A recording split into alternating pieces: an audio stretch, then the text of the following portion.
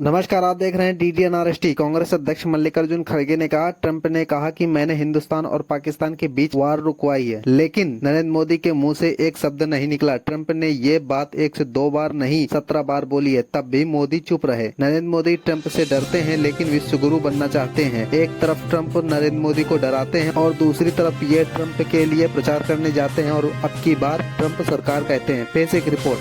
Trump कहता है कि मैं पाकिस्तान और हिंदुस्तान के समस्याओं को छुड़वाया, नहीं तो बहुत बड़ी लड़ाई होती थी, बहुत देर तक चलती थी, अणुबॉम्ब की लड़ाई होती थी, उन्होंने कहा। और इनके मुंह से कुछ नहीं निकला। बैठे चुप बैठे, वो 1 बार बोला, 2 बार बोला, 10 बार बोला, तो भी 15 बार बोला, तो भी इनके मुंह से नहीं निकला। अरे भाई, आप क्या है, मैं खुद बातचीत करके मैं सुलझा लिया हूं, ऐसा आपने कहा? नहीं। किसको? सबको डरते हो, फिर विश्व गुरु बनना चाहते हैं। विश्व गुरु कहाँ बनते भाई, जब ट्रंप ही आपको डरा रहा है और आप उसके प्रचार को जाते हैं इलेक्शन के लिए। ये किसी देश में हुआ है कि एक देश के प्रधानमंत्री, प्रेसिडेंट या प्रधानमंत्री के चुनाव में जाकर फिर एक बार ट्रंप अपनी बात बोलते हैं, वो फिर एक बार मोदी, वो अलग बात है। लेकिन दूसरों के इलेक्शन में जाके, अमेरिका में जाके आप बोलते हो फिर एक बार ट्रंप। और ट्रंप ने क्या बोला? अरे भाई, तुम दोनों का झगड़ा मैंने सुलझाया। तो ये इनके इतने अवगुण रहते हुए भी वो हीरो बनना चाहते हैं। जो लोग संविधान बचाओ की बात अब कर रहे हैं, इमरजेंसी 50 साल होने के बाद इमरजेंसी का फिर से वो बार बार दोहरा रहे हैं। जो चीज को सभी ने भूल दिया था और ये जो चीज समाप्त हो गई थी, इसको उछालने के लिए वो फिर कोशिश कर रहे हैं। साथियों, जिनका देश की आजादी के आंदोलन में कोई योगदान नहीं रहा और जिनका संविधान निर्माण में कोई योगदान नहीं रहा, उनके कोई लोग इस संविधान को बनाने में कोऑपरेट नहीं किए, तो हमेशा संविधान के खिलाफ बात करते गए। और जो संविधान बाबा साहब अम्बेडकर, पंडित जवाहरलाल नेहरू जी और सभी ने, कांग्रेस के नेताओं ने कॉन्स्टिट्यूएंट असेंबली में बहुत दिन तक बहस करके एक संविधान तैयार किया था, उस संविधान को भी उन्होंने रामलीला मैदान में जलाया। और उन्होंने जहां तक कि नहीं, बाबा साहब अम्बेडकर का पुतला, नेहरू जी का और गांधी जी का फोटो उन्होंने जलाई।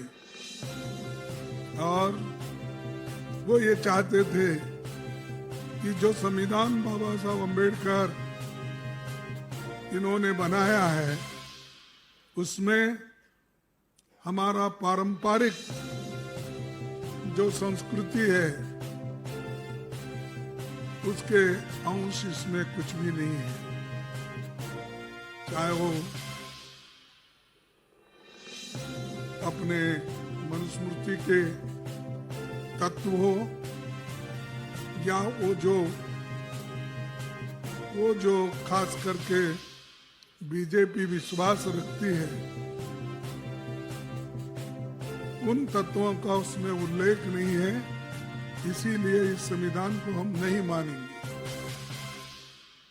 ये कहने वाले लोग आज उनको बुद्धि भगवान ने दी, ये कहूं क्या जनता ने दी, ये कहूं,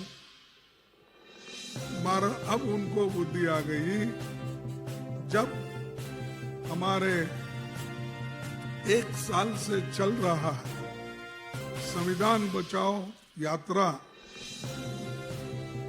उससे बीजेपी घबरा गई। घबराने के बाद ये जो पूरे देश में चला था, तो घबरा कर इन्होंने ये संविधान के खिलाफ कुछ ना कुछ वो कहना उनको है, तो इसीलिए वो क्या कर रहे हैं कि 50 साल का इमरजेंसी की बात अब कर रहे हैं। मैं कौन क्या कहा ये नहीं बोलना चाहता, मैं सिर्फ इतना ही बोलना चाहता हूं, जो लोग अपने गवर्नेंस में नाकामयाब रहे, कुछ नहीं कर सके, और उनकी विफलता इतनी है कि लोग आज इन्फ्लेशन के लिए पूछ रहे हैं कि भाई इतनी महंगाई बढ़ रही क्यों? उसका सवाल का उनके पास जवाब नहीं है। बेरोजगारी का नहीं है, भ्रष्टाचार का नहीं है, आर्थिक बदहाली जो हो गई, नोटबंदी जो हो गई, बाहर का काला धन लाने की जो बात हो गई, वो सब कहाँ है? जो यूनिवर्स है, झूठ जो बातें इन्होंने बार बार करते आए हैं, तो उस झूठ को छुपाने के लिए, अपने बातों को छुपाने के लिए वे आज ये नाटक रचे।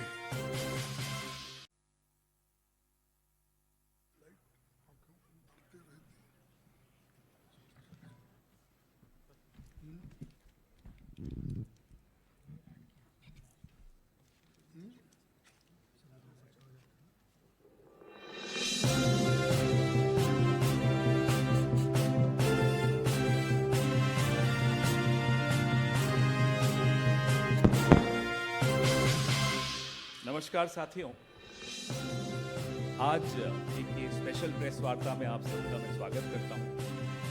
ज़्यादा विलंब नहीं करते हुए मैं हमारे जो अतिथि हैं उनका स्वागत करता हूं। माननीय कांग्रेस अध्यक्ष मल्लिकार्जुन खड़गे जी, माननीय महासचिव संगठन श्री के.सी. वेणुगोपाल जी, और माननीय महासचिव media and publicity and communication department Jairam Ramesh ji का मैं स्वागत करता हूं। और मैं आग्रह करता हूं मल्लिकार्जुन खड़गे साहब से कि वो अपना वक्तव्य आपके सामने रखें। धन्यवाद।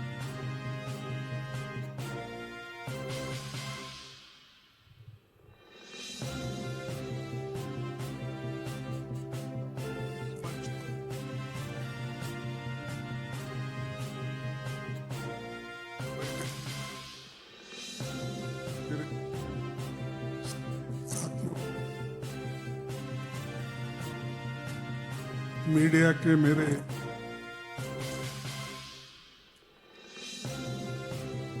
भाई,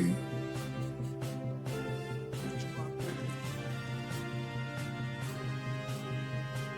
आपसे कहने जा रहा हूं, खासकर प्रधानमंत्री जी ने एक नया सरकार के ओर से सर्कुलर निकाला है, और उस सर्कुलर में उन्होंने ये कहा है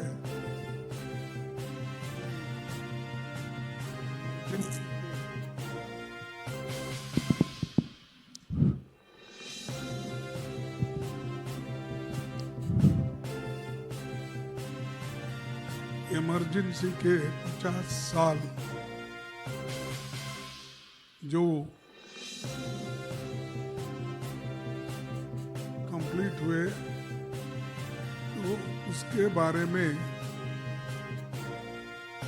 उन्होंने ये कहा कि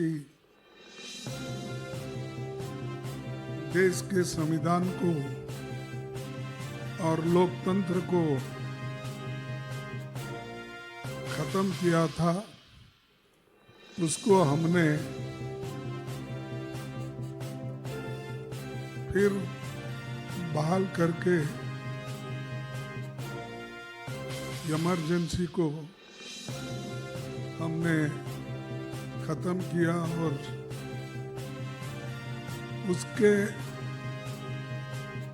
बारे में वो चाहते हैं कि सारे स्टेट में वो बनाया जाए और ये जो संविधान का खातिला हुआ है, इसका उन्होंने हर स्टेट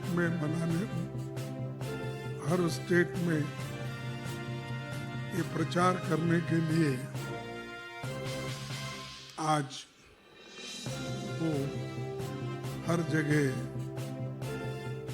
अपने जो एक लेटर लिखकर, यानी सरकार ने लेटर लिखी और उसमें बहुत कुछ बातें कही है, आप सबको मालूम है, फिर मैं वो दोहराता नहीं, लेकिन मैं इतना ही कहूँगा, जो लोग संविधान बचाओ की बात अब कर रहे हैं, इमरजेंसी 50 साल होने के बाद इमरजेंसी का फिर से वो बार बार दोहरा रहे हैं। जो चीज को सभी ने भूल दिया था और ये जो चीज समाप्त हो गई थी, इसको उछालने के लिए वो फिर कोशिश कर रहे हैं। साथियों, जिनका देश की आजादी के आंदोलन में कोई योगदान नहीं रहा और जिनका संविधान निर्माण में कोई योगदान नहीं रहा, उनके कोई लोग इस संविधान को बनाने में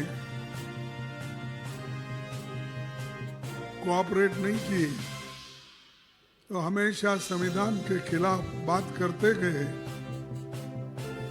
और जो संविधान बाबा साहब अम्बेडकर, पंडित जवाहरलाल नेहरू जी और सभी ने, कांग्रेस के नेताओं ने कॉन्स्टिट्यूएंट असेंबली में बहुत दिन तक बहस करके एक संविधान तैयार किया था, उस संविधान को भी उन्होंने रामलीला मैदान में जलाया और उन्होंने जहां तक कि नहीं, बाबा साहब अम्बेडकर का पुतला, नेहरू जी का और गांधी जी का फोटो उन्होंने जलाई और वो ये चाहते थे कि जो संविधान बाबा साहब अम्बेडकर इन्होंने बनाया है, उसमें हमारा पारंपरिक जो संस्कृति है, उसके अंश इसमें कुछ भी नहीं है। चाहे वो अपने मनुस्मृति के तत्व हो या वो जो खास करके बीजेपी विश्वास रखती है, उन तत्वों का उसमें उल्लेख नहीं है, इसीलिए इस संविधान को हम नहीं मानेंगे।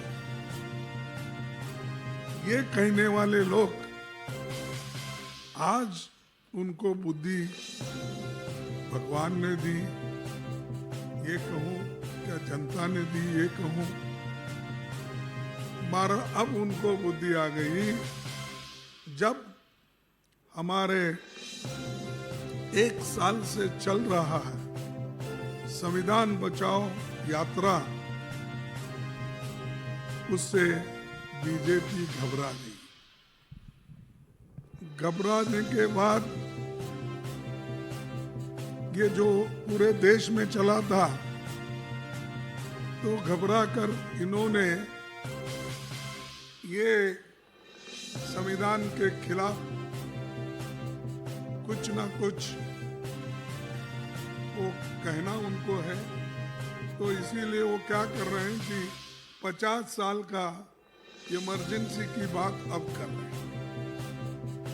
मैं कौन क्या कहा ये नहीं बोलना चाहता, मैं सिर्फ इतना ही बोलना चाहता हूं, जो लोग अपने गवर्नेंस में नाकामयाब रहे, कुछ नहीं कर सके, और उनकी विफलता इतनी है कि लोग आज इन्फ्लेशन के लिए पूछ रहे हैं कि भाई इतनी महंगाई बढ़ रही क्यों? उसका सवाल का उनके पास जवाब नहीं है।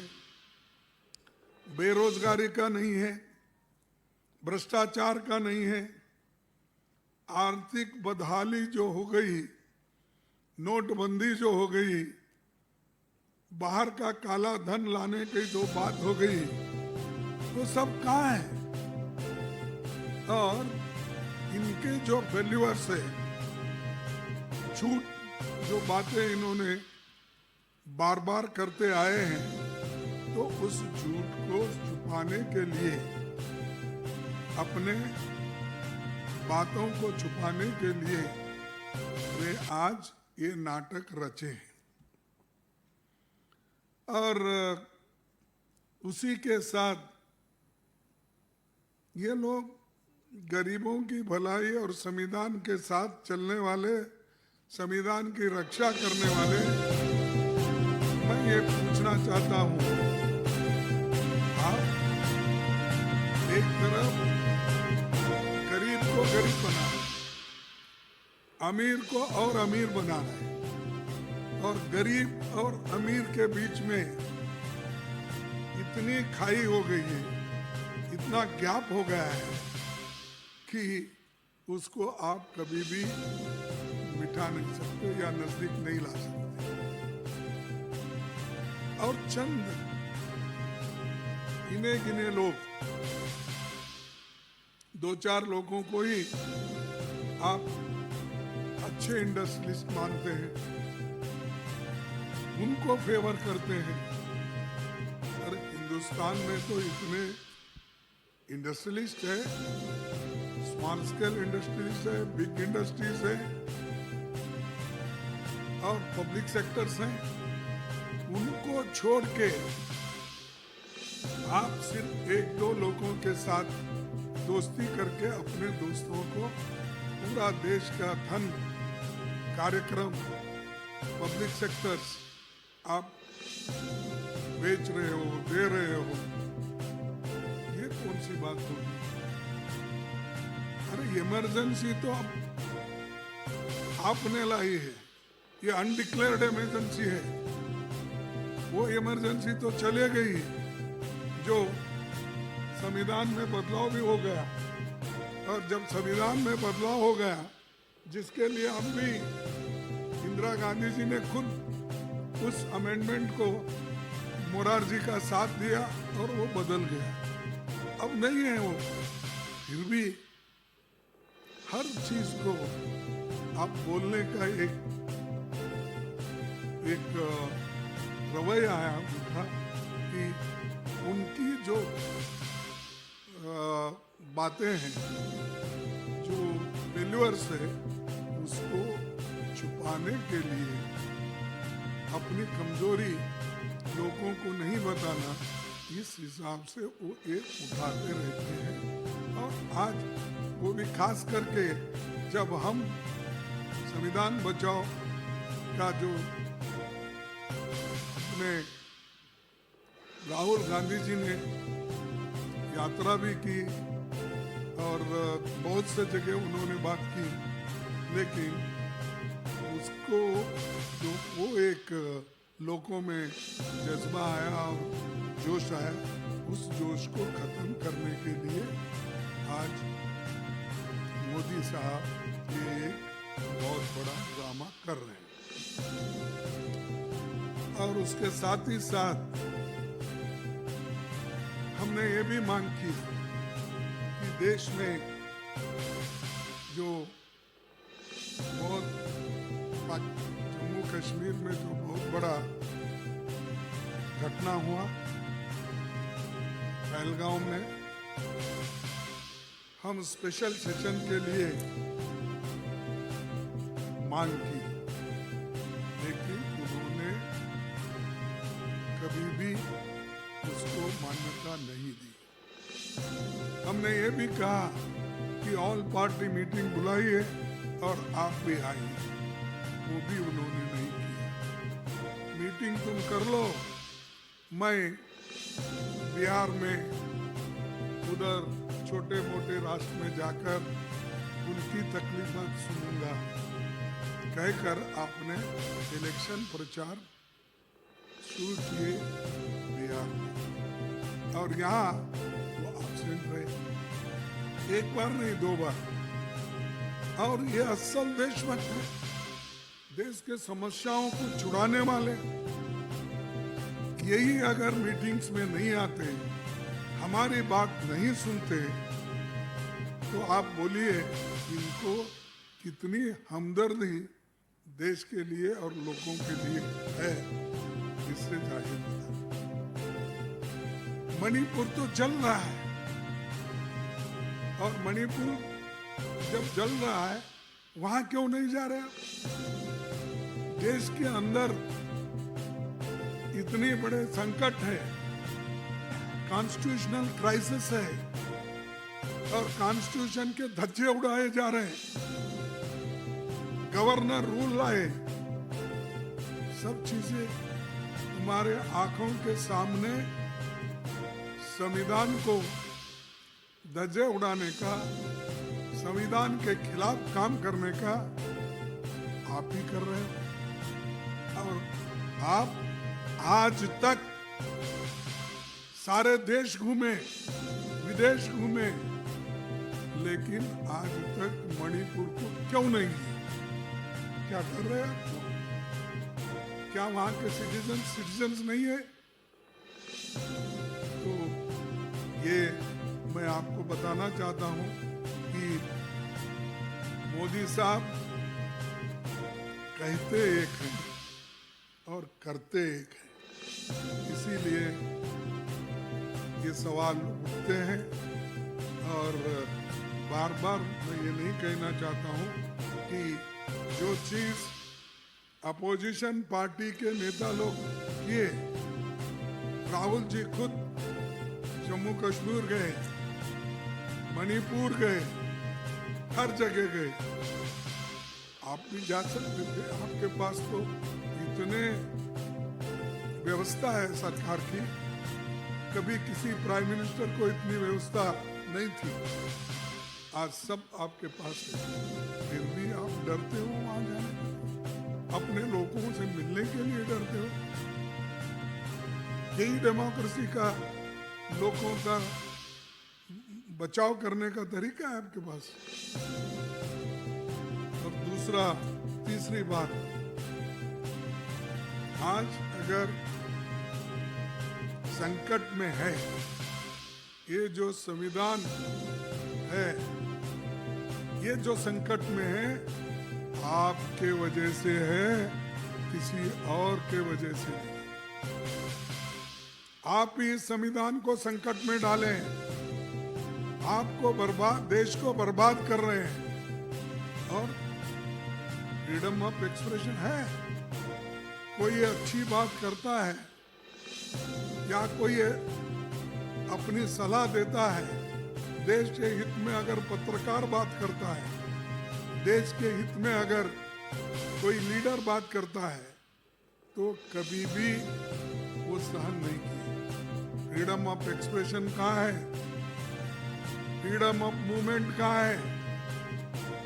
छात्र भी अगर कुछ बात करते हैं, उनको देशद्रोही बनाया जाता है। कोई जर्नलिस्ट बात करता है, उसको अंदर डाला जाता है। कोई चैनल, कोई पत्रिका कोई लेख लिखता है देश को सुधारने के बारे में या उनके गलतियां जो हो रहे हैं उसको बताता है, उसको भी वो स्वीकार नहीं करते। अरे जिस गवर्नमेंट में टॉलरेंस नहीं है और फ्रेटर्निटी नहीं है और किसी को लिबर्टी नहीं है बोलने का, तो ऐसे लोगों को, ऐसे लोग हमको बुद्धि देने का, सिखाने का काम नहीं करना चाहिए। ऐसे लोगों से कोई लोग सीखने वाले नहीं।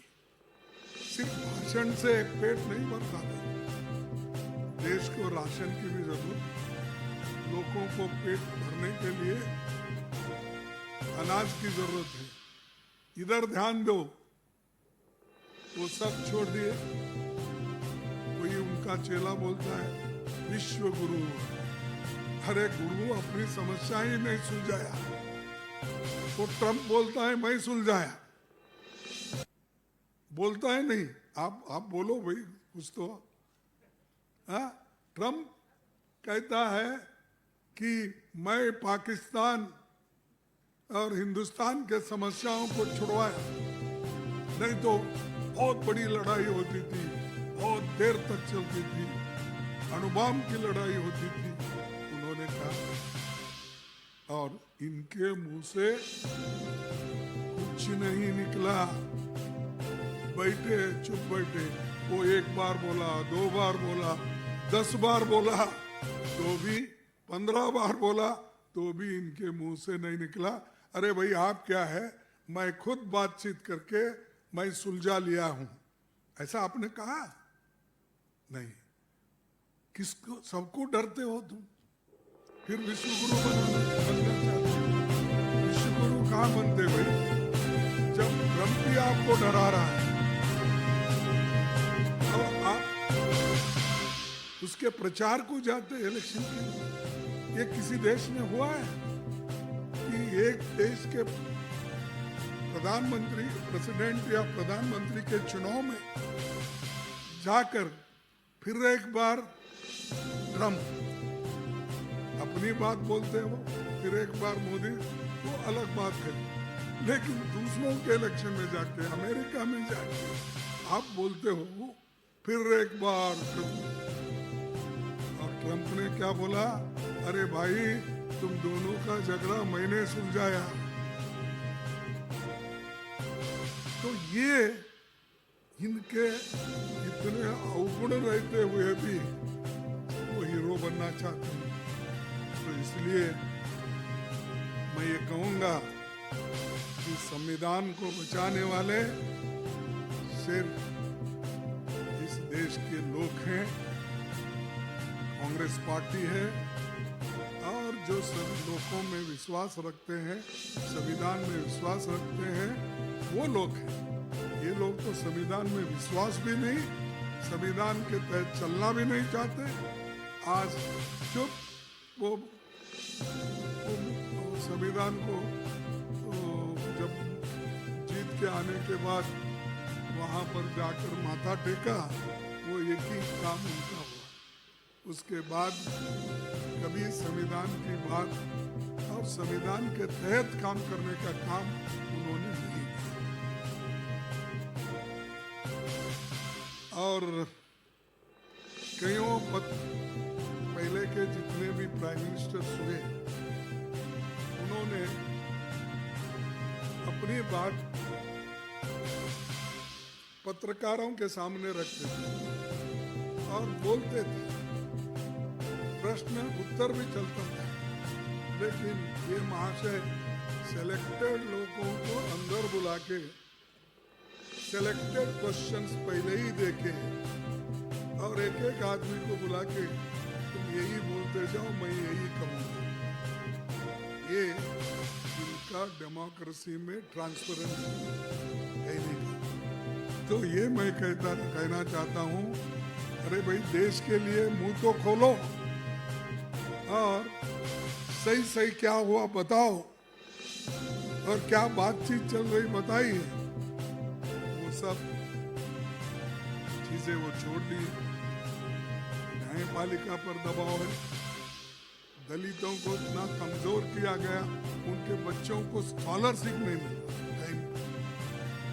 अरे एक तो संविधान जिसने बनाया बाबा साहब अम्बेडकर ने, वो कहते हैं कि एजुकेट, ऑर्गेनाइज एंड एजिटेट, 3 बात करते हैं।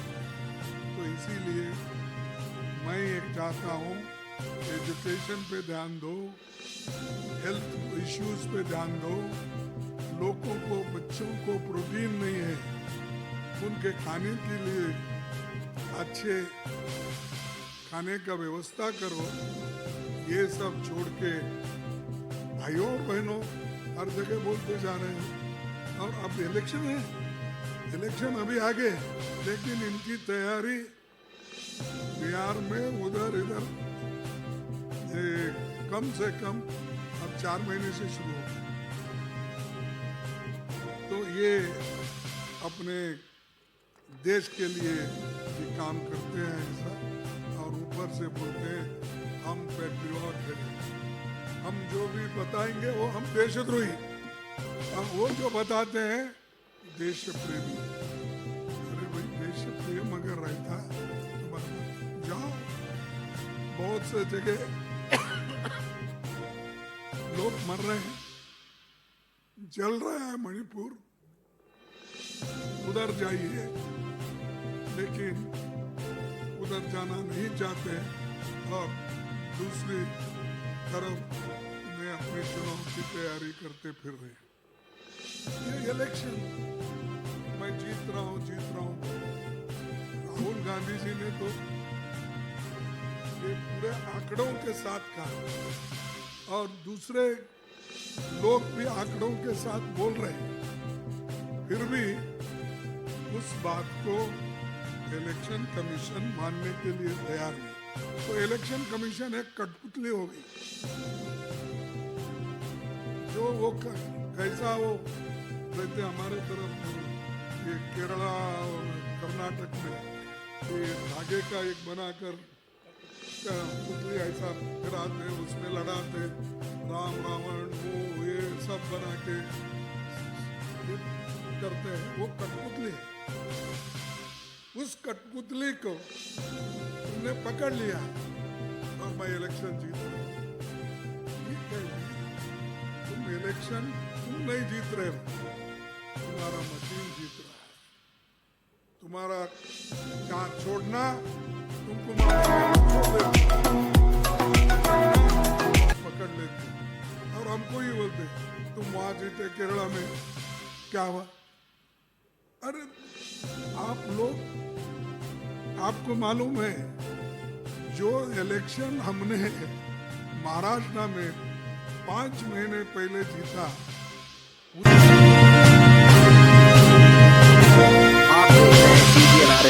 उसी का क्षेत्र में अगर सब मिलके 70-75 लाख का डिफरेंस होता है, ये अजब की बात है। अब आप देखिए 5 साल में जब वोटर लिस्ट बढ़ती है तो 2%, 3% बढ़ते हैं votes, not more than that. ये 5 महीने में 8%, 9%, 8% कैसा बढ़ता? मैं तो नहीं देखा, मैं तो 13 इलेक्शन लड़ा हूं और 13 इलेक्शन लड़वाया हूं। कई बाई इलेक्शंस मेरे पास स्टीफन साहब आए, गुलबर्गे से कंटेस्ट करे, क्योंकि वो जब यहाँ वाजपेयी साहब से हारे 2000 वोटों से दिल्ली से, तो मैडम गांधी ने उनको मेरे कॉन्स्टिट्यूंसी वहां से हम उनको जिताए। और ऐसे बहुत से नेता लोग, और वो कॉन्स्टिट्यूंसी अब 18 चुनाव हो गए ना, 18 इलेक्शन में है। मैं एक ही उदाहरण देता हूँ कि 18 इलेक्शन में सिर्फ 2 बार वो गुलबर्गा हारा है, लेकिन एक बार ऐसा है कि सभी असेंबली सेगमेंट में 20,000 कैसे आता है? ठीक है, वो छोड़ देता हूं मैं, अब इसकी बात कर रहा हूं मैं, इसीलिए ज्यादा वो बातों के लिए मैं नहीं जाता। तो हमने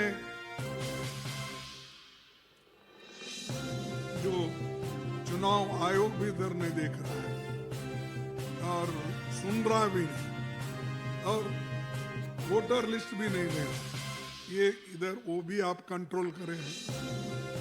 और दूसरी तरफ जो आदमी आपकी बात सुनता है या जो आदमी मेरिट वाला है, उसको भी आप अपने डेमोक्रेसी में जगह नहीं देते। और अच्छे अच्छे जगहों पे सिर्फ आरएसएस और उनको चाहने वाले लोगों को बिठाते हैं। कहाँ दूसरों को जगह है? कहीं भी नहीं। और पांचवी बात, ये कहते हैं हम कि ये फेडरल स्ट्रक्चर गवर्नमेंट है और हम फेडरल स्ट्रक्चर गवर्नमेंट की मान्यता देते हैं, मर्यादा करते हैं, कहते हैं, लेकिन यहाँ डेमोक्रेसी ऐसी है, ये बीजेपी रूल्ड स्टेट को एक नजरिए से देखने का डेमोक्रेसी, और अपोजिशन रूल करने के स्टेट को एक नजरिए से देखना, दूसरे नजरिए से देखना, वो एक इनकी डेमोक्रेसी की। जब स्कीम आते हैं, अपने लोगों को बांटते हैं, नजरअंदाज करते हैं अपोजिशन को। जो पैसे को ग्रांट मिलना है बजट से, उस ग्रांट को देने के लिए इनके पास 10 बार आना, मनरेगा जैसे स्कीम के पैसे लेने को इनके पास आना, और फूड सिक्योरिटी जैसे अमाउंट को भी यहाँ पर आकर लेने के लिए इनके पास मिलना। अरे चाहे विश्वविद्यालय हो, चाहे एजुकेशन के ग्रांट हो, सब इन्होंने जो समय पर भेजना, कभी उन्होंने जो अपोजिशन पार्टी के गवर्नमेंट है वहां पर नहीं भेजा। तो ये पीएम साहब का डेमोक्रेसी है, इसीलिए मैं ये कहना पड़ रहा है, तो मैं इससे ज़्यादा नहीं कहूँगा। और आप बेचारे बोला, क्षमा चाहता हूँ, राज्यपालों की हालत तो ऐसी कर दी है कि जब उठो ये काम करो, करना चाहिए, नहीं करे उसको भी ट्रांसफर हो जाए, एक स्टेट से दूसरे स्टेट चले जाए। और राज्यपाल जी मैं कभी नहीं देखा, मेरे को भी 54 साल का अनुभव है और पॉलिटिकल पार्टी में काम करने का मेरे को अब कम से कम 57 ईयर से अनुभव है। मैं किसी गवर्नर को बिल रोकने का नहीं देखा। मेरे पास तो हमारे गवर्नर में उमाशंकर दीक्षित जी थे, मैं जब एजुकेशन मिनिस्टर, सीनियर मोस्ट जो होम मिनिस्टर थे, उस वक्त कर्नाटक के वो गवर्नर थे। और उसके बाद में बहुत से पहला हमारे जो शिशु अपना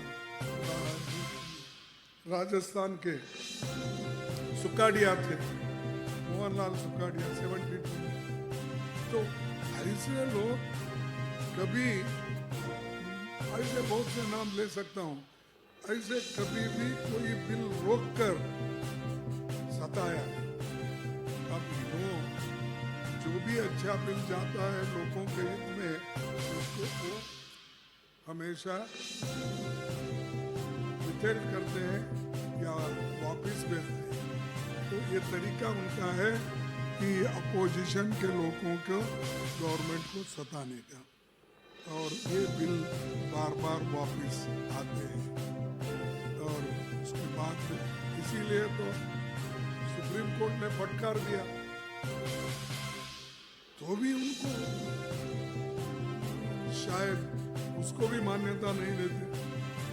तो ये जो है संविधान और लोकतंत्र की सुरक्षा करने में खुद जनता सक्षम है। ये मोदी जी ने खुद देख लिया है। और 18वीं लोकसभा चुनाव के दौरान उनको आईना दिखाया है। इस बार 400 पार चले गए। अब मैं तो पहले से बोलता हूँ आपको, 2 पैर दूसरों को लगा चल रहे हैं, दौड़ रहे हैं की कोशिश करते हैं, लेकिन 2 नकली पैर लगा लेने से दौड़ता नहीं आदमी, बड़ा मुश्किल होता है, वो तो कर नहीं सकते। इसीलिए हमको सता। और आखिरी बात, हम देश की सुरक्षा के लिए, देश की एकता के लिए और देश को मजबूत रखने के लिए हम सभी एक होकर सरकार का साथ दें। कोई चीमू नहीं बोला, क्योंकि देश का मामला है। लेकिन आप क्या कर रहे हैं? इसका फायदा उठाकर चुनाव में जाते, वहां पर हमारे खिलाफ बात करते हैं। ये जो रवैया है, ये इससे देश को बर्बाद करने का आपका तरीका है। जो लोग आपके साथ हैं, देश के साथ हैं, हमारे आर्मी के साथ हैं, और आर्मी के साथ रहने के वजह से उनको भी एक ताकत मिलती है। भी सब डेमोक्रेसी में सभी पार्टी के लोग मिलके हमको सपोर्ट करें, तो वो तो कर रहे हैं, लेकिन उनको हिम्मत देने के बजाय ये अपनी ही बात करते हैं और वो अपनी छवि कैसा बनाना इधर ज़्यादा देखते हैं। तो इसीलिए मैं और कुछ नहीं बात नहीं करना चाहता। बहुत से बातें मैं आपके सामने रखा, इसलिए आप सभी को धन्यवाद। ध्यान से सुने और इससे आपको और एक बार मैं धन्यवाद खड़गे साहब। प्रेस वार्ता को आगे बढ़ाते हुए कुछ सवाल और उसके बाद महासचिव संगठन एक वक्तव्य रखेंगे और उसके बाद एक लंच का भी आयोजन किया गया। तो पहला सवाल ANI, माइक दीजिए। लंच समारोह जी सर, आप चीफ गेस्ट हैं। क्योंकि हमारे घर में कोई नहीं है, इसलिए Excuse me. Pavanji this side. Last from PTI. खड़गे जी इधर on your right. हाँ बोलिए। खड़गे जी आपने कहा कि गवर्नमेंट इमरजेंसी को लेके बीजेपी नोट आउट कर रही है और आपके खिलाफ अभी तक चल रही है। 50 साल पहले जो बात हुई थी और आज की डेट में अघोषित इमरजेंसी चल रही है आपने कहा, लेकिन गवर्नमेंट अब इसको और आगे ले जाना चाहती है कि अगले 1 साल तक इमरजेंसी के को लोगों को मतलब ग्राउंड तक ले जाने के लिए कि कांग्रेस ने क्या किया, 50 साल पहले क्या हुआ, तो आप उसको काउंटर करने के लिए कोई ऐसा मेयर चलाएंगे या नहीं चलाएंगे? आपने कहा कि एक संविधान बचाओ रैलीज तो चल ही रही हैं, बट इसके अलावा देखिए, हमने जो संविधान बचाने की बात हम खुद की है, जय बापू, जय संविधान, जय भीम, ये नारा लगा के जब हमने रास्ते पे उतरे, घबरा कर उसके काउंटर में वो उतरे, फिर मैं क्या काउंटर करूं उसको?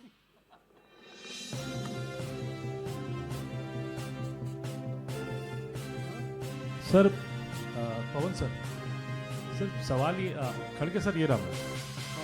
हाँ सर, सवाल ये है, यहाँ से उधर गए ना सर, नहीं सर वो उधर से संदीप सर के मैटर। इसीलिए सर मेरा सवाल ये है कि आपने आज बिल्कुल सरकार को काउंटर किया इमरजेंसी के लिए, लेकिन सरकार की तरफ से कल होम मिनिस्टर ने वक्तव्य दिया, अपनी बात कही, और आपके जो सहयोगी दल हैं जैसे डीएमके है और समाजवादी पार्टी, उनको भी कटघरे में खड़ा किया कि ये लोग खुद इमरजेंसी के खिलाफ थे, आज कांग्रेस के साथ बैठे हैं, किस कैपेसिटी से बैठे हैं। इस पे भी आपकी एक इंडिया ब्लॉक की यूनिटी के ऊपर भी सवाल खड़ा किया, इसको कैसे देखते हैं? और दूसरा ये कि आप लोग अब जब कह रहे हैं कि संविधान को बचाने के लिए सब साथ हैं, सब एक साथ हैं, और सरकार एक झूठे प्रचार को कर रही है, तो आप मिलके कैसे इसको काउंटर करेंगे? देखिए, उनको ये समझना चाहिए कि इमरजेंसी की बात करते करते आप उनको कटघरे में ठहरा किया, लेकिन उन्होंने उसको स्वीकार करके वो कहा, यस हमसे गलती हो गई, माफी चाहिए। और उसके बाद उन्होंने जो इमरजेंसी क्लॉज था, उस इमरजेंसी क्लॉज आर्टिकल 44 कुछ था ना, हाँ 352(1), उसको निकालने का प्रोविजन जब आया, तब इंदिरा गांधी जी ने वो गवर्नमेंट को सपोर्ट करके कहा कि ठीक है, जो गलती है वो गलती हो गई, लेकिन हम वो निकालने के लिए भी वोट करते हैं। उन्होंने वोट किया। फिर उसके बाद चुनाव हुआ।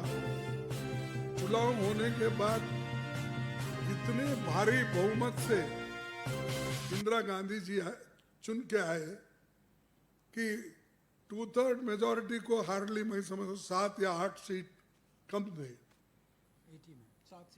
7 सीट 80 में।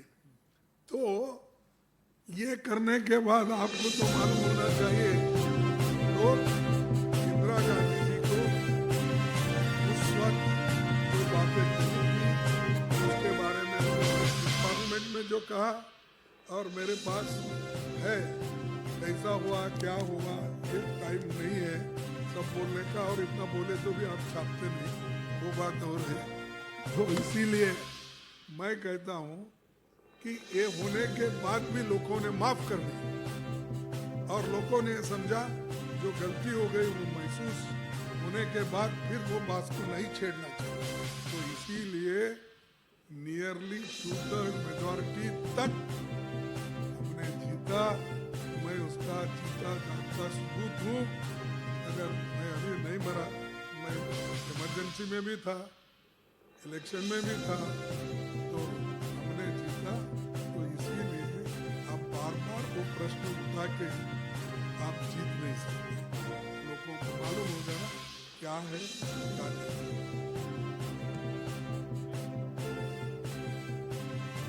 मोहित जी फ्रंट रो में।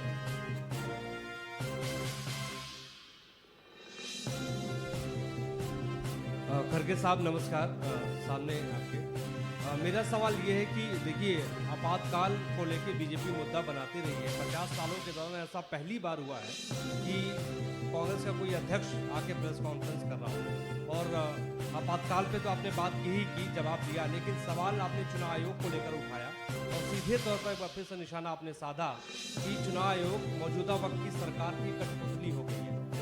लेकिन दूसरी ओर चुनाव आयोग की ओर से भी कई बार जवाब ये आया है और ये कह रहा है कि राहुल गांधी जो आरोप महाराष्ट्र विधानसभा चुनाव को लेकर लगा रहे हैं, अगर उनको कोई शिकवा है, कोई शिकायत है, तो खुद आए चुनाव आयोग में और जो भी उनकी शिकायतें हैं उसको लेकर वो बात करें। क्या कहेंगे आप चुनाव आयोग के इस जवाब के बारे में?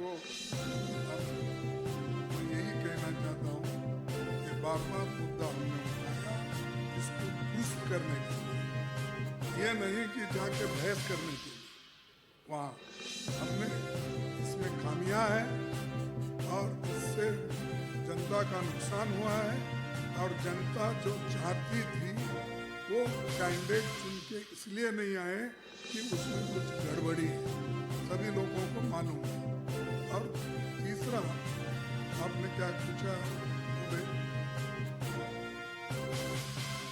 हाँ, चुनाव, देखिए चुनाव आयोग को हम कितने बार पहले गए, बैलेट पेपर किया उसने, किसी में हिम्मत थी और बहुत से जगह जो गड़बड़ियाँ हो गए, हर स्टेट में 1-2 इलेक्शन अपने कॉन्स्टिट्यूंसीज में वो बहुत से लोग कंप्लेंट दिए, क्या आपने उसको दुरुस्त किया? देखो, आप मोदी जो कहते हैं वही आप करते हैं, इसीलिए हम ये समझते हैं कि thank you very much for your work what you are doing for Modi for them. Mausami Singh. नहीं, सबको करना, पेशेंस। सर इधर पीछे सर, खड़गे साहब। हाँ, सर ये एक इसी में रहिए, आप पीछे रहने के बजाय हम लोगों के साथ अगर रहे तो बहुत अच्छा है। तो पीछे रह के ढकल दिए तो क्या करें? नहीं सर, इसीलिए कवर करने के लिए आए हैं। सर ये इलेक्शन कमीशन का जो आपने कहा कि कठपुतली, उसी पे एक एक्सटेंशन में एक सवाल था कि आप कह रहे हैं मोदी जी बार बार कह रहे हैं कि हम जीत रहे हैं बिहार में चुनाव, तो क्या आपको लगता है कुछ जाने देते हैं, कुछ राज्यों में चुनाव वो जीतते हैं, कुछ आपको दे देते हैं, तो बिहार में मैच फिक्स हो गया है, इसी को आदेश मिल गया है, क्या आपको लगता है? और दूसरा आप कह रहे हैं कि मोदी सरकार, मोदी जी जो है ट्रंप से डरे हुए हैं, ट्रंप उनको डरा रहे हैं। उधर शशि थरूर आपके ही नेता उनकी भूरी भूरी प्रशंसा कर रहे हैं मोदी जी की, बोल रहे हैं कि इस ऑपरेशन सिंदूर में डायनेमिज्म और एनर्जी मोदी जी ने दिखाया और उनको बैकअप नहीं मिल रहा है घर पे, यानी कि इशारा कहीं ना कहीं कांग्रेस पर ही है कि सपोर्ट नहीं कर रही है। इसके लिए मोदी जी को ऑपरेशन सिंदूर में सपोर्ट नहीं मिल रहा है घर पे डिप्लोमेटिक, ये शशि थरूर ने लिखा है सर आर्टिकल। अरे कोई तो अंग्रेजी मेरे को पढ़ने नहीं आता, उनकी लैंग्वेज बहुत अच्छी है, इसीलिए तो हम पार्टी में उनको वर्किंग कमेटी मेंबर बनाया है। तो लेकिन मैं ये कहना चाहता हूँ कि पूरे लोग, अपोजिशन के पूरे लोग मिलके हमने कहा कि देश की आर्मी के साथ है, जो हमारा आर्मी लड़ रहा है उसके साथ है, तो इसीलिए पहला आवाज मैंने उठाया गुलबर्गे के पत्रकार परिषद में। हम बोले कि देश बड़ा है सबसे, देश के लिए हम सभी लोग मिलकर काम करें, पार्टी बात, देश फर्स्ट हमने कहा। वो आप जब लोग ऐसा कहते हैं मोदी फर्स्ट देश बात, तो अब हम क्या करें? हाँ, एक इसके साथ इनको माइक दीजिए। हमारा सर हेलो हेलो नहीं सर भाई, हमारा मैच किसी से फिक्स नहीं होता, हम हमेशा लड़ते रहते, लड़ते रहेंगे। सर मोदी जी तो फिरते रहते, सर उनको मैं क्या है, कभी देश में बैठ के कोई काम किए हैं? कभी किसी को बुला के बात करे हैं? किसी सभा में जाके, रेडीमेड सभा रहती है, सरकार का पैसा रहता है, जाए भाषण करे चले। तो ये लोगों से देश की भलाई नहीं होती, ये सिर्फ भाषणकार है, कीर्तनकार है, इनकी कीर्तन अच्छी होती है, चंद लोग जाके सुनने की वो आदी होते हैं कीर्तन में। अगर आपको भी मौका मिला प्लीज जाके कीर्तन में सुनिए। Sir, this is an associated question that Shashi Tharoor is a CWC member and he is continuously praising Modi in abroad also and also in his article. Do we expect any action? Do we expect any action against Tharoor? Sorry हाँ ಹೇಳೋಣ ದೇಶ का meeting Sir, what I asked is that Tharoor is your CWC member and he is continuously praising Modi in abroad and through his articles. Do we expect any action against him? जिसको जो लिखना आता है वो ऐसा लिखेंगे उसके बारे में हम अपना दिमाग खराब नहीं करना चाहते या उसमें हमारा दिमाग बने हम हमारा एक ही टारगेट है देश में यूनिटी रहो देश की सुरक्षा रहे और देश के लिए हम लड़ते रहेंगे पहले भी हम लड़े हैं आगे भी हम लड़ेंगे किसी के बात की ओर ध्यान देने की जरूरत नहीं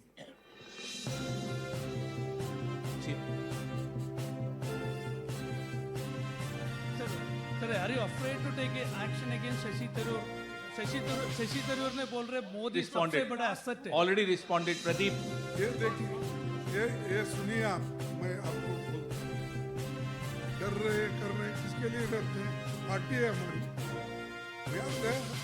डोंट अरे may be there are nearly 34 working committee members 34 prominent invitees nearly 30 people special invitees तो अब वो बोल रहे हैं उनके इच्छा के अनुसार वो बोल रहे हैं उसमें हम बार बार उस बात को दोहराने की जरूरत है हमको चिंता लगी है देश को कैसे बचाएं अगर किसी को और की चिंता है तो उनके बाद आप पूछ सकते हो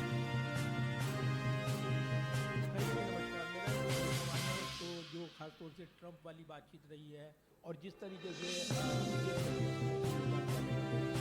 जो फोन कॉल हुई थी उसमें सीधे तौर पर ट्रंप को बताया गया था कि इसमें ना तो मध्यस्थता हुई और ना ही इसमें कोई दबाव डाला गया तो पूरी तरीके से खारिज कर दिया गया था और उसके बाद ट्रंप ने जो कहा ये उनकी घरेलू राजनीति की वजह हो सकती है दूसरा सवाल ये है कि जो बैलेट पेपर की मांग की गई थी कि चुनाव हम इस पर कराएंगे अब ईवीएम पर सवाल उठते रही हैं बिहार चुनाव सामने है क्या एक बार फिर से इसको लेकर कोई गुंजाइश बचती है पार्टी के सामने इस चुनाव को लेकर आप बैलेट पेपर की मांग करें चुनाव आयोग की मांग करें देखो बार बार जो भगवान हमको दर्शन ही नहीं देता बार बार उसके बाद जाके क्या बोलते हैं तो ये मांगने मन्नत मांगने का क्या है जब रिजल्ट ही कुछ नहीं आता तब वो कोई फायदा नहीं है जब जरूरी है फिर ऑल पार्टी को पूछ के जो करना है करेंगे खड़गे साहब क्योंकि आपने चुनाव आयोग पर वाला बोल दिया ट्रम्प बेचारे ट्रम्प के 5 साल में चुके और ट्रम्प तो अपना जो स्टाइल में बोलना है कभी अपना ये इसके स्टाइल में बोलना है ये रहता ना बड़े ग्राउंड पे बोलता हाँ वो मारते रहता है कभी बात करते रहता है तो इसीलिए अब वो अपनी बात तो खुल के 15 दफा बोला अगर तुम्हारे तरफ से अगर कोई एक बार भी रिस्पांस नहीं आता तो फिर क्या कहें हम तो इसलिए छोड़ दो उसके बाद ट्रम्प अपनी बात बोलते ही रहेगा मोदी चुप रहते ही रहेगा खड़गे साहब क्योंकि आपने चुनाव आयोग से मैच फिक्सिंग की बात की कहा कि चुनाव आयोग कठपुतली है तो ऐसे में पिछले कई सालों से ये आरोप मुख्य विपक्षी दल होने के नाते आप सरकार के खिलाफ लगा रहे हैं तो कब तक आप हारने के लिए चुनाव लड़ते रहेंगे अगर आपको लगता है कि चुनाव जो है वो फिक्स है और चुनाव आयोग आपकी सुन नहीं रहा है आप पूरे विपक्ष को क्या लामबंद करके कुछ इस मसले पर करने का प्रयास करेंगे देखिए हमने पूरी कोशिश की कानून के तहत भी कोशिश की है आज भी कोशिश करते रहेंगे लेकिन ये अगर गवर्नमेंट ठान ली जो गलती हो रही है वो गलती को ही अगर आगे लेके चलना है और इलेक्शन कमीशन भी उन्हीं के इशारों पे अगर वो चलती है तो उसको दूसरा दवा नहीं है जनता ही वो दवा दे सकती है और हम जनता के पास बार बार जाएंगे। वो मशीन से हारने दो, किसी से हारने दो या लगाने दो, ये उन पर छोड़ेंगे, लेकिन हम तो लड़ते रहेंगे, आगे भी लड़ेंगे। सर मेरा सवाल है, मैं कनिका बात कर रही हूँ न्यूज़ इंडिया से। सर आप लोग जब जब चुनाव आयोग पे सवाल खड़े करते हैं, बीजेपी खास तौर पे बोलती है कि जिन राज्यों में कांग्रेस पार्टी जीत जाती है वहाँ पे चुनाव आयोग पे कोई सवाल खड़े नहीं होते, लेकिन जिन राज्यों में विपक्ष की पार्टियों को हार मिलती है वहाँ वो चुनाव आयोग पे सवाल खड़े करते हैं। तो ये दोहरा मापदंड क्यों है कांग्रेस पार्टी का? अरे हमारा दोहरा नहीं, हमारा भी अगर जीता है तो तुम चुप बैठे हैं, हम जीते हैं। अगर वहाँ भी आप यही करते तो देखिए सवाल ऐसा नहीं वहाँ जीते इसलिए ऐसा, तुम्हारे इलेक्शन प्रोसीजर में ही डिफेक्ट है। तुम क्यों सारी दुनिया बैलेट पे चल रही है तो आप क्यों नहीं करते? मेरा ये सवाल है। ठीक है, मैं जीता, वो जीते, इन्हों जीते, आप हमारी मांग है बैलेट पेपर से चुनाव करो, और सारी दुनिया कर रही है। अमेरिका कर रही है, ऑस्ट्रेलिया कर रही है, इंग्लैंड कर रही है, कौन सा देश आप बताओ कि इस पे कर रही है, कौन सा बड़ा देश? इसीलिए मैं ज़्यादा, हमारे विचार ये है, हमने आपको बोल दिया और हम ये डिमांड करते ही रहेंगे। अब चल रहा, हम देखना कितने दिन। संजय मिश्रा। खड़गे साहब, आपने सारे मुद्दों की बात की। संसद में विपक्ष के मुद्दों पर चर्चा को लेके विपक्ष एकजुट रहा। इधर खड़गे साहब, इधर लाइट मेरे आंखों पर बहुत गिर रहा है, आप जरा अच्छा बोलिए सर। संसद में विपक्ष कई मुद्दों पर चर्चा की लगातार सत्रों में मांग करता रहा है और कई बार विपक्ष की मांग नहीं मानी गई है। आपने जो मुद्दे उठाए, क्या लगता है कि बाकी जगह तो नहीं, लेकिन क्या संसद में लगता है कि लोकतांत्रिक व्यवस्था और लोकतांत्रिक परंपरा ठीक से काम कर रही है? देखो भाई, हम तो ठीक से काम करने के लिए ही पार्लियामेंट में आए कि वो हमारे मुद्दे सुने, हमारे मुद्दे बात सुने, किसानों के मुद्दे सुने, इन्फ्लेशन का मुद्दा सुने, अनएम्प्लॉयमेंट का मुद्दा सुने, ये रखते ही जा रहे हैं, लेकिन सुनने को तैयारी नहीं है। तो बार बार कहना हमारा फर्ज होता है कि जो रिप्रेजेंटेटिव करके हमको भेजे हैं जो लोग, जनता, हमारा फर्ज होता है कि बार बार हम बात करें। लेकिन उनको एक आदत है, क्या है कि मेजॉरिटी है, सही बात भी अगर वहाँ रखते हैं तो वो क्या करते हैं कि झगड़ा निकाल कर कुछ ना कुछ गड़बड़ करके हम लोगों को बाहर ढकेलते हैं। वो अंदर रह के काले कानून पास कर देते हैं। तो इसीलिए अब हमको हर मुद्दा उठाने की इस बार भी कोशिश करेंगे। हम एक स्पेशल मीटिंग बुला रहे हैं हमारे सीपीपी लीडर के नेतृत्व में, और जो हमारे मुद्दे उठाएंगे तो आपको नियामिका। सर आज एक सर आज देवेगौड़ा जी की एक बुक भी लॉन्च हो रही है इमरजेंसी डायरीज के नाम से, जिसमें नरेंद्र मोदी जी के बारे में भी ये मेंशन किया गया है कि इमरजेंसी के टाइम पे जब वो एक यंग आरएसएस प्रचारक थे, कैसे उन्होंने ये लड़ाई लड़ी है संविधान को बचाने की, डेमोक्रेसी को बचाने की। इस पर आपका क्या टेक है, क्योंकि उन्होंने इस चीज़ को ट्वीट देवेगौड़ा लिखे। अरे मोदी साहब इतने परेशान थे, उनको अरेस्ट नहीं कर रहे थे, जो खुद परेशान थे तो देवराज अरस के पास जाकर बोले कि सभी लोग अंदर जा रहे हैं, मेरे को बाहर रखें। हाँ, 10 साल की घोषित इमरजेंसी कब खत्म होगी? जनता बहुत तंग आ गई है। चुनाव पारदर्शी नहीं होते हैं, संविधान की बात मानी नहीं जाती और जनता का मानना ये ढोल सरकार है। देखिए, हम पूरी कोशिश कर रहे हैं ऐसी सरकार को हटाने। अगर आप हमारे को और 25 सीट देते तो ये हट जाते, लेकिन क्या करना, कभी कभी अच्छे लोग भी गलत काम करते हैं, और हमको 25 सीटों से यहाँ पीछे रहना पड़ा। तो ठीक है, फिर कोशिश कर रहे हैं। आपकी मदद की ज़रूरत है, आप सभी लोग हमारे साथ रहेंगे तो ज़रूर हम अपना जो मंजिल हासिल करेंगे। मैं केसी वेणुगोपाल जी से आग्रह करूंगा कि वो अपना वक्त दें।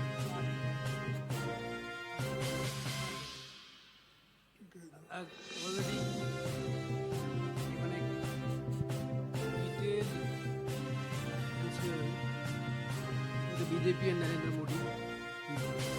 The remembrance of 1975 emergency, nothing but reflection of their own guilt.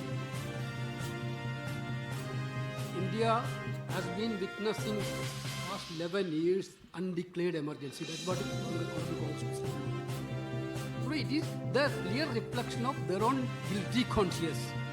Now they are trying to have a remembrance of 1975 emergency. Congress party last 4 months continuously doing extensive campaign on Samvidhan Bachao. Out of all the state unit of Congress party, PCC, all the PCC are being successfully completed state level rally. Lakhs of people participate in the state level rally. Honorable Congress President and Rahul Gandhi themselves participated in some of the rallies. 628 districts, you can imagine, see, 628 districts in all our country, we had done successful Samvidhan Bachao rally. Other 300 district program was on pipeline. The next level of Samvidhan Bachao rally is constituency level. More than 10,000 places. Constituency level Samvidhan Bachao rally is going to be happen in coming 2 months. So what Honorable Congress President rightly pointed out, this is clearly actually BJP is doing this type of drama only because of our Samvidhan Bachao rally. Only because of their guilty conscience. We will continue to raise the issue of constitution. We will continue to raise the issue of attack on constitution. Everywhere, every places attack on constitution is happening by this government. So we will continue. Thank you.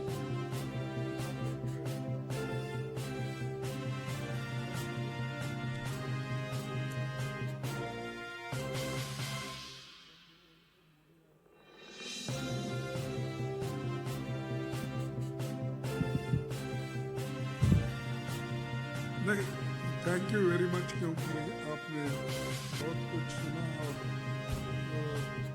ये press conference बहुत लंबा चला, लेकिन question answers भी बहुत लिए, क्योंकि साहब बोल रहे थे सिलेक्टेड है, नहीं आपको इलेक्टेड है। Sir, for the past 11 years, they didn't even get a chance to have a press conference.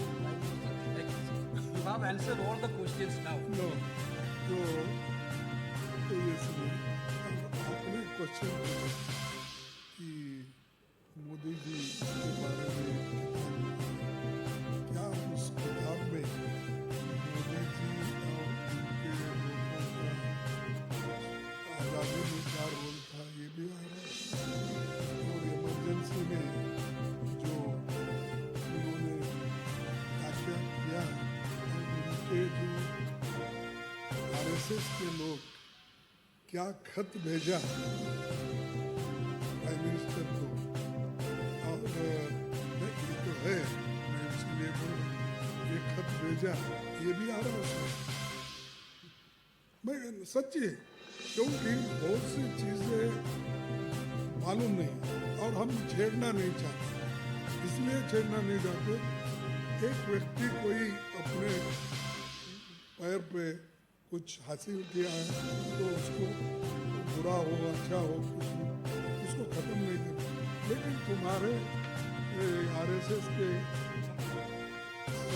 संघ चालक जो देवराज वो क्या लिखा, मैं देवू सचमुच करूँ, ये लोग जो उनके घबरा कर खुद मोदी वो उस वक्त अपनी बात ये चाहते थे कि इमरजेंसी के लिए, लेकिन हम ये चाहते हैं समर्थन के लिए, समर्थन नहीं कि ये सब लोग उस वक्त क्या कहे कैसे हैं सबको मालूम है। अगर देवेगौड़ा के किताब में ये आया तो बहुत अच्छा है, और ये लेटर भी अगर प्रिंट हुआ बहुत ही अच्छा है। आपका धन्यवाद।